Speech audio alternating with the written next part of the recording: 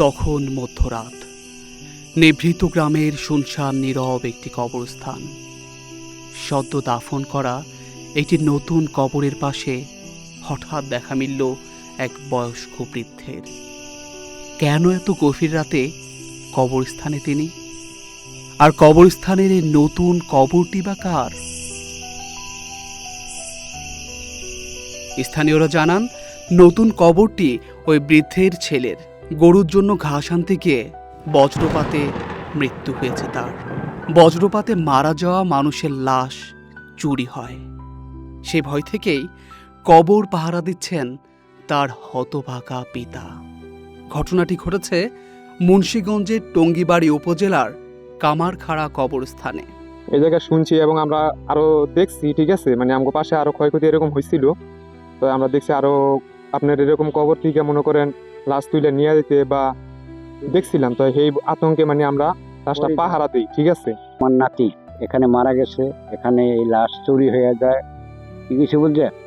এর চলার মতো কোনো তফিক নাই। এখন যাই যাদের দিয়া পরি দেওয়াইতেছে, বুঝলেন, তারে 10 টাকা তফিকতার নাই, এবং উনি স্ট্রোকে রুগী।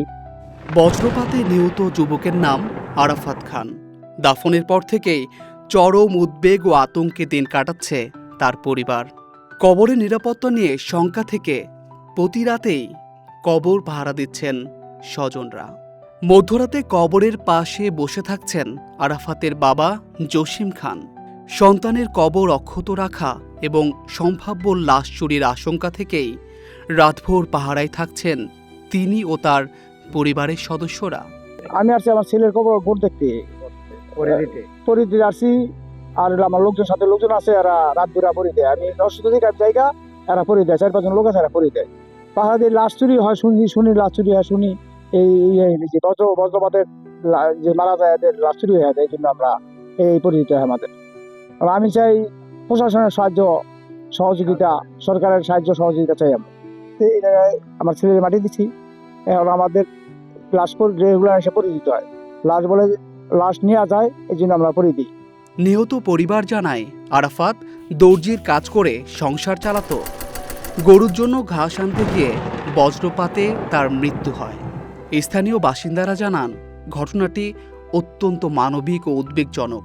তারা কবরস্থানের নিরাপত্তা জোরদারে প্রশাসনের হস্তক্ষেপ কামনা করেছেন, যাতে পরিবারটি মানসিক চাপ থেকে মুক্তি পায়। এই কবরস্থানে কিন্তু জীবিত মানুষ রাতের বেলা কিন্তু থাকে না।